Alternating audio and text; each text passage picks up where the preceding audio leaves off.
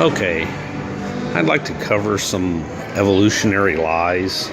I'm here in the Woody Museum, and here's a king of the crocodiles, Dinosaur riobrandius, and all this stuff looks pretty cool. And then here's a relative of the Triceratops, and here's a Anguloceratops marcellinus. Now, I want to talk a little bit about these exhibits. And like here it says, touch the fossil skin. This is not a fossil. This is a piece of resin. Virtually everything in here is manufactured in China. You can look here, do a Google search for dinosaur bone companies, and they'll show where you can order all this stuff. And we'll go up, and then they'll talk about the rare Chinese fossils that didn't actually exist. There was an exhibit here several years ago where they had all these supposed Chinese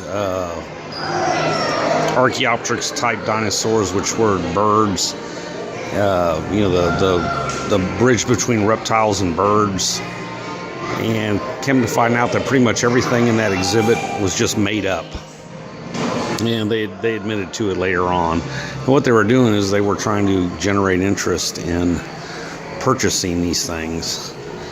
So here's a Allosaurus sanjuanius, and as you can tell, this is not a real these aren't real bones. I mean, see, you got the metal going straight into it. These are all resin casts. And here's another one. I mean, these all look pretty cool, but there's not a real bone between any of this stuff. So here's the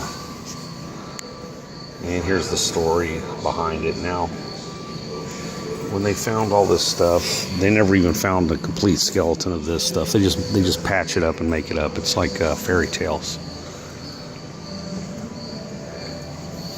Looks pretty cool. But again, you see the metal going through it. These are all resin casts. There's not a single bone.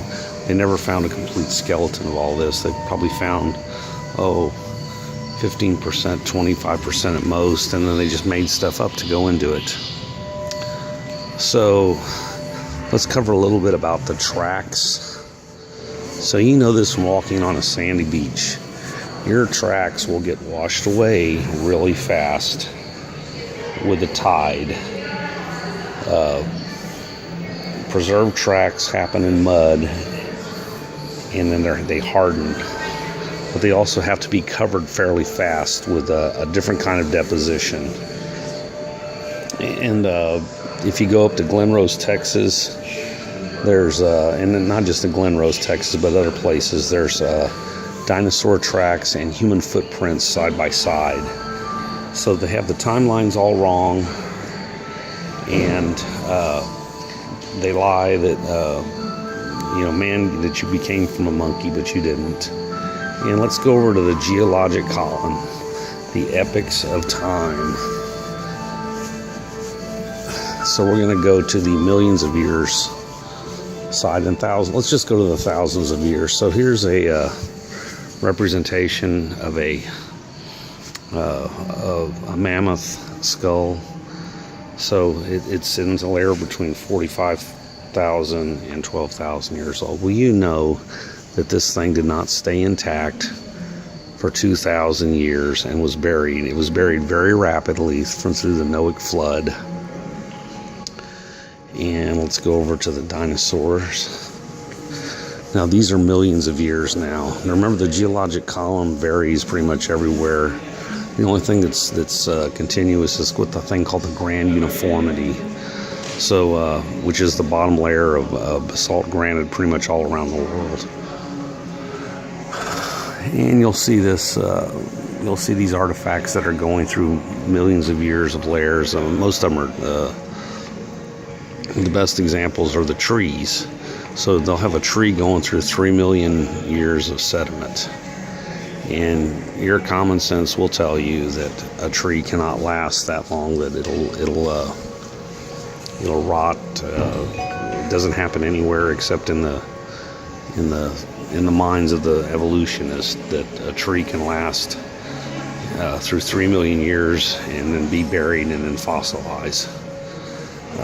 So it's all this stuff is just make-believe. I mean, it's pretty cool looking. I mean, look at this dinosaur. This is a cool looking thing, but it's just a lot of make-believe. And they probably spent $1 million on all this stuff. And it's all, none of it's real. There's not a single real bone here. These are all manufactured. And they tell these children that they came from monkeys, and that, you know, they're just useless protoplasm that has no meaning. That's what evolution really comes down to. There is no God, and you're just insignificant. It takes away all your hope.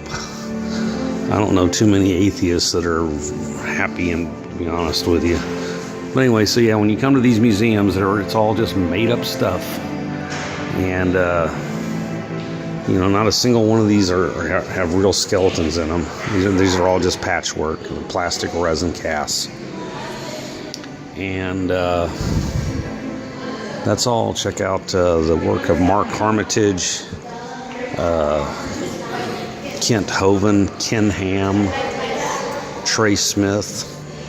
One other thing I want to talk about is dinosaur flesh found in bones. So let's go back to the Triceratops here. See the long bone here? So in long bones and thigh bones, they have found unfossilized dinosaur tissue in them. And Jack Horner was the first one to find it.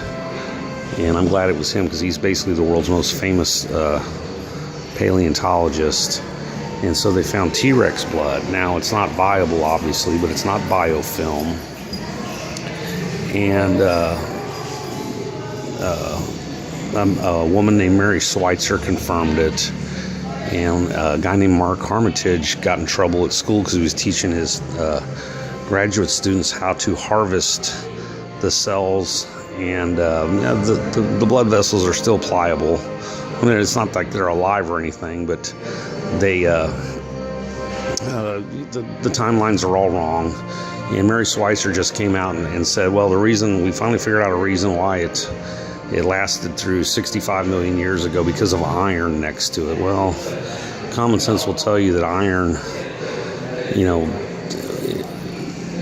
isn't going to preserve it. But anyway, that's their excuse.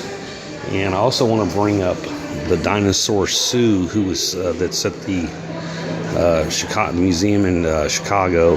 It was seized from the Dakotas by the FBI and given to that.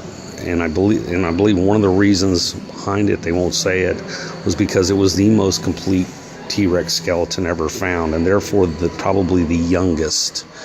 Dinosaurs, you know, were a lot of their time overlapped with man. In the Bible, they're called dragons. Every culture has references to dragons. The word dinosaur was not made until 1845. But before that, they were all called dragons, and pretty much every culture talks about them. But anyway, check out soft dinosaur tissue, and you'll understand. And just look at several stories throughout different cultures, and they're talking about dinosaurs. Just substitute the word dragon and monster for dinosaur, and it'll come to you that that's what they're talking about. Anyway, I got a website, timbosplace.com, and a whole lot of different YouTube channels: Edward Moynihan, Pat Moynihan, Patrick Moynihan, and Tim Moynihan. Thank you. Bye.